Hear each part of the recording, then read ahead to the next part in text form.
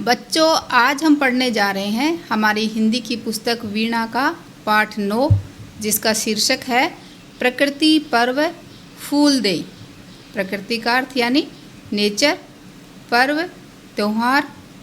तो यहाँ पर फूलदेई एक त्यौहार का नाम है। जैसे होली दीपावली, वैसे ही ये एक त्यौहार है जिसका नाम है फूलदेई। तो देखो बच्चों, इसके नाम से ही हमें पता चल रहा है कि इस पर्व पर फूल दिए जाते हैं। तो ये फूल कौन देता है, ये जानने के लिए आगे चलते हैं। नमस्कार सभी को, हिंदी कला केंद्र में आपका स्वागत है। अगर आप इस चैनल पर नए हैं तो पहले इसको सब्सक्राइब करें व बेल आइकन को दबाना ना भूलें, ताकि नए वीडियो का नोटिफिकेशन सबसे पहले आपको मिले। फूलदेई त्यौहार मुख्यतः छोटे छोटे बच्चों द्वारा मनाया जाता है, इसलिए इस त्यौहार को लोक बाल पर्व भी कहते हैं। ये उत्तराखंड का प्रसिद्ध लोक पर्व है। साथ ही ये त्यौहार चैत्र मास के प्रथम तिथि को मनाया जाता है, अर्थात प्रत्येक वर्ष मार्च 14 या 15 तारीख को ये त्यौहार मनाया जाता है। और इस त्यौहार पर क्या क्या होता है, ये जानने के लिए शुरू करते हैं आज का ये पाठ। जानकी बहुत ही प्रसन्न थी, प्रसन्न यानी बहुत ही खुश थी। कल वह अपने सभी मित्रों के साथ फूलदेई पर्व के लिए जाएगी। तो सब अपने दोस्तों के साथ किसके लिए जाएगी? फूलदेई पर्व के लिए। अगले दिन उसकी ईजा उत्तराखंड में माँ को कहा जाता है। तो ऐसे ही बच्चों, आप अपनी माँ को किस नाम से बुलाते हो? जैसे अम्मा, मम्मी, मम्मा, ऐसे। तो ये बात आप मुझे कमेंट बॉक्स में लिखकर बताना। तो अगले दिन जानकी की माँ ने उसे सुबह सुबह उठा दिया। नहा धोकर अपनी छोटी डलिया हाथ में लिए, ये देखो बच्चों के हाथ में जो है ये डलिया कहलाती है। तो ऐसे छोटी छोटी डलिया हाथ में लिए फूल चुनने के लिए वह निकल गई। फूल किस लिए लाएगी? फूलदेई पर्व के लिए। आंगन में पहुँचते ही उसने हेमा, गीता, राधा, वीर, गोविंद और मनोज को पुकारा। सब हाथ में छोटी छोटी डलियाँ लेकर जंगल की ओर निकल पड़े। जंगल में कैसे फूल मिलते हैं? उत्तराखंड के जंगलों में ज़्यादातर बूसन्स और फ्योली के फूल मिलते हैं, लाल और पीले। तो उनको इकट्ठा करने के लिए ये सब बच्चे चले गए। फूलदेई उत्तराखंड का एक प्रसिद्ध त्यौहार है। ये त्यौहार बच्चों द्वारा मनाया जाता है, इसलिए इसे बाल पर्व भी कहा जाता है। तो फूलदेई पर्व को बाल पर्व क्यों कहा जाता है? क्योंकि ये पर्व बच्चों द्वारा मनाया जाता है। यह चैत्र मास की संक्रांति के दिन मनाया जाता है। और चैत्र मास कौन सा महीना होता है? मार्च अप्रैल का महीना।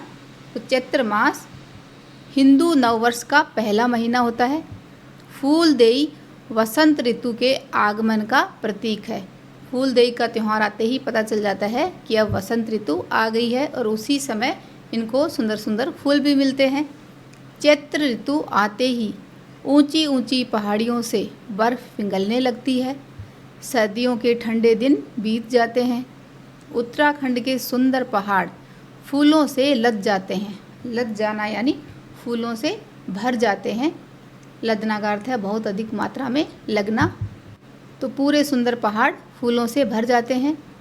जानकी और उसके मित्रों ने बुरांस, ये देखो बच्चों, इस तरह के वृक्ष पर बुरांस के फूल लगते हैं। बुरांस का पेड़ उत्तराखंड का राज्य वृक्ष है और नेपाल का राष्ट्रीय फूल भी है।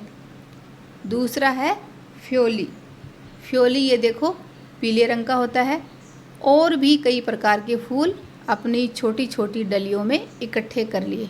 तो बच्चों को ज़्यादातर ये 2 प्रकार के फूल मिलते हैं, इनके अलावा भी कई फूल वो इकट्ठा करते हैं। अब यह टोली, जिसे फुलारी कहा जाता है, तो बच्चों की इस टोली को क्या कहा जाता है? फुलारी। हर घर के मुख्य द्वार की देहली पर रुकती, यानी उनके मेन दरवाजे की चौखट बोलते हैं जिसे, उस पर रुकती। अक्षत और फूल डालती। अक्षत का अर्थ है पूजा के चावल, और फूल डालेगी और साथ में गाना गाएगी। गाना कौन सा? फूल देई क्षमा देई, देणी द्वार भर भकार, ये देली के बारंबार नमस्कार फूले द्वार। इस तरह की प्रार्थना वो सारे बच्चे गाते हैं। इस प्रार्थना का अर्थ भी हम आगे जानेंगे। तो ये देखो, इस तरह ये क्या कहलाती है, दरवाजे की ये देहली। यहाँ पर ये बच्चे फूल और पूजा के चावल डालते हैं और साथ में ये प्रार्थना गाते हैं। इसके बदले में वो लोग इनको क्या देते हैं, ये जानने के लिए हम आगे बढ़ते हैं। तो इस प्रार्थना का अर्थ है, आपकी देहली फूलों से भरी रहे, अर्थात मंगलकारी हो। मंगलकारी का अर्थ है शुभ या पावन हो, सबको क्षमा प्रदान करें, सबको माफ़ करें, सबकी रक्षा करें। देहली, देहली जो अभी हमने देखी, दहलीज भी बोलते हैं। चौखट की दहल के नीचे पत्थर या लकड़ी की जो पट्टी होती है वह देहली कहलाती है। और घर में समृद्धि बनी रहे। समृद्धि का अर्थ है बहुत अधिक संपन्नता, यानी ऐश्वर्य या धन दौलत भरी रहे। सबके घरों में अन्न के भंडार भरे रहें। तो इस तरह की प्रार्थना बच्चे करते हैं। सभी घरों में फुलारी के आने की तैयारी की जाती है। फुलारी जो अभी हमने जाना, बच्चों की जो टोली होती है वह क्या कहलाती है, फुलारी। उनके आने की तैयारी की जाती है। तैयारी कैसे करते हैं, घरों को पूर्णतः यानी पूरी तरह से, पूरे तौर से स्वच्छ करके देहली को गोबर मिट्टी से लीप कर तैयार किया जाता है। फुलारी जब गाकर अपना आशीर्वाद देते हैं तो हर घर से उन्हें चावल, गुड़ और भेंट के रूप में पैसे दिए जाते हैं। तो बच्चों को जब वो फुलारी लेकर आते हैं, फुलारी आती है, उनका ग्रुप आता है और प्रार्थना के रूप में वो घर वालों को आशीर्वाद देते हैं, तो घर वाले उन्हें बदले में क्या देते हैं, चावल, गुड़ और कुछ पैसे। जानकी और सभी मित्र दिन भर देहली पूजकर बहुत थक गए थे, पर वे बहुत प्रसन्न थे। थक गए थे लेकिन बहुत ही खुश थे। आप बच्चों इस प्रार्थना को याद कर सकते हो। फूल देई क्षमा देई देणी द्वार भर भकार, ये देली के बारंबार नमस्कार फूले द्वार। इस तरह फूल देई का त्यौहार उत्तराखंड के अलग अलग क्षेत्रों में 8 दिनों से लेकर महीने भर तक चलता है। तो बच्चों बताओ, ये त्यौहार कितने दिनों तक चलता है, 8 से महीने भर तक। बच्चों द्वारा एकत्रित का अर्थ है इकट्ठा किया हुआ, किए गए चावल और गुड़ को मिलाकर बच्चों के लिए हलवा, छोई क्या होती है, एक प्रकार की मिठाई है, या साई, ये भी एक प्रकार की मिठाई है, वह पापड़ी जैसे अन्य स्थानीय व्यंजन बनाए जाते हैं। जो वहाँ के लोकल व्यंजन हैं वो बनाए जाते हैं। व्यंजन बनाने के लिए जमा पैसों से घी या तेल खरीदा जाता है। बच्चों को जो थोड़े से साथ में गुड़ और चावल के अलावा जो पैसे मिलते हैं, उससे क्या खरीदते हैं, घी या तेल। व्यंजन को सब एकत्रित होकर और मिलकर खाते हैं। इस तरह सभी को बहुत अच्छा लगता है, आपस में मेल मिलाप बढ़ता है। और हम त्यौहार जब इस तरह के मनाए जाते हैं तो हम क्या सीखते हैं, फूल देई बच्चों को प्रकृति प्रेम और सामाजिक सद्भाव की सीख बचपन से ही देने का पर्व है। फूल देई का त्यौहार कैसा त्यौहार है, ये बच्चों में प्रकृति प्रेम यानी नेचर के प्रति उनका लगाव और सामाजिक सद्भाव, सद्भाव का अर्थ होता है अच्छा भाव, प्रेम और हित का भाव। तो इस तरह की भावना उनमें बचपन से ही वो सीख लेते हैं। तो इस तरह का ये त्यौहार है। पर्व का अर्थ है त्यौहार। ये त्यौहार लोकगीतों, मान्यताओं का अर्थ है मानने का भाव या स्वीकृति, और परंपराओं का अर्थ है चला आता हुआ क्रम, यानी एक अटूट जो सिलसिला वर्षों से चला आ रहा है, उनसे जुड़ने का एक अच्छा अवसर प्रदान करता है।